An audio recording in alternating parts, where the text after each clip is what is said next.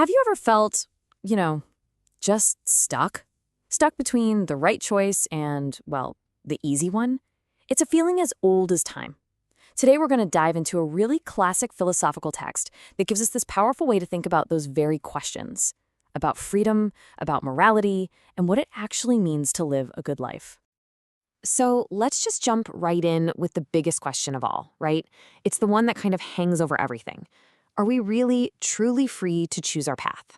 The ancient text we're looking at today has a surprisingly direct and, I think, pretty bold answer. All right, so here's our game plan. We're going to tackle this in 4 parts. First up, we'll look at the fundamental choice that, according to this text, we all face. Then, we'll get into this awesome metaphor that really brings that choice to life. After that, we'll check out the so-called guidebook that's supposed to help us out. And finally, we'll see how this all leads to a really surprising twist on what it means to be a good person. Okay, so our journey starts with this foundational idea from an ancient sage named Ben Sira. And right from the get-go, he puts the power of decision squarely in our hands. You know, what's so wild about this is that it doesn't start with a list of don'ts. It doesn't start with a command. It starts by acknowledging your power. It basically says, look, here are the options, the fundamental forces of life. It's up to you. The choice is yours and yours alone. And this is absolutely key. The commentary on this text makes it crystal clear that our freedom isn't some kind of cosmic accident or a bug in the system. Nope, it's a fundamental part of our design. I mean, think about it. Without real freedom, the very ideas of good and evil wouldn't even make sense.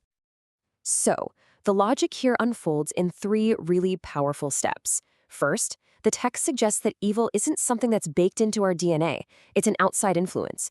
Because it's external, that means, step 2, we are genuinely free to either accept it or reject it. And from there, we get to the crucial conclusion. Choosing good isn't just about scoring moral points. It is, by its very nature, the direct path to life, to joy, to real well-being. Okay, so we have this constant choice. But how do we even begin to visualize that? Well, the commentary gives us this incredible metaphor to make this abstract idea feel a lot more real.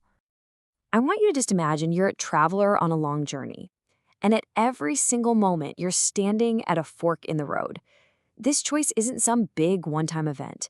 It's a continuous journey where you are always deciding which path to take.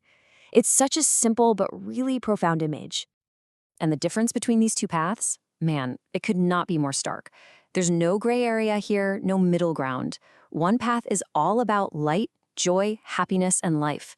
The other, well, it leads to night, shadows, destruction, and sorrow. The outcomes are presented as complete and total opposites. But here's the thing, and this is so important. This is the hopeful part. This isn't like a video game where one wrong move means game over. Not at all. The commentary really stresses that even if you've wandered way down that dark path, you are never trapped. Your freedom to choose always includes the freedom to turn around. You can always get back on the path of life. So, if we're standing at this constant crossroads, how on earth do we know which way to go? This is where the commentary has a really surprising take on what we think of as rules. Let's be honest, when most of us hear words like law or commandments, we immediately think of limits, right? A long list of things we can't do. But what if that's a total misunderstanding of the whole point? What if it's something else entirely? And this is where the commentary just flips the whole idea on its head. It redefines the law, not as some heavy burden you have to carry, but as a gift. It's framed as the best possible advice for navigating the world, a set of principles designed specifically to lead you straight to happiness and help you avoid all the traps on that other path. This quote from Marie-Noël Thibaud, the author of the commentary, just nails it. The rules aren't canes meant to tie you down. They're the user's guide to freedom itself. They show you how to operate your own life in a way that leads to real, genuine liberation, not chaos. And to really drive this home, the commentary points out that the original Hebrew language had at least 8 different words for what we just translate as law. You had words like promise, word, and testimonies. This shows it was this rich, complex concept that was way more about teaching and guidance and relationship, not just about restriction. All right, so let's get to the final piece of the puzzle. This is where it all comes together in a really powerful climax, as that guidebook gets an even deeper, more profound meaning. This one line, it changes everything. It's from the Gospel of Matthew, and it sets the stage for the final evolution of this whole idea. We're not talking about throwing out the old guidebook. We're talking about completing it, about finally revealing its deepest, truest purpose. So, what does fulfill actually mean here? Well, the commentary explains it as a radical shift inward. It's not enough anymore to just control what you do on the outside.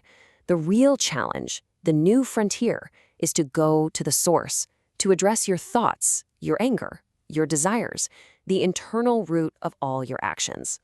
And this chart just lays it out so perfectly. It's not just you shall not murder anymore. It's don't even let the anger that leads to murder consume you. It's not just don't commit adultery. It's don't even look with the lust that plants the seed.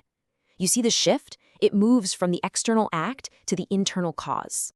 So here's the big, crucial takeaway. This is a major league shift in how we think about morality. The ultimate goal is no longer just about checking boxes and following a list of rules. The goal is to actually change who you are on the inside, to change your heart. Because when you do that, choosing the right path becomes a natural expression of who you are, not some constant, exhausting battle. And that brings it all right back around to us, doesn't it? If the real journey is an internal one, if the whole point is to transform our own hearts, then we've got to ask ourselves, which direction are we actually heading? What path are we choosing? Not just with our feet, but with our thoughts, right here, in this very moment.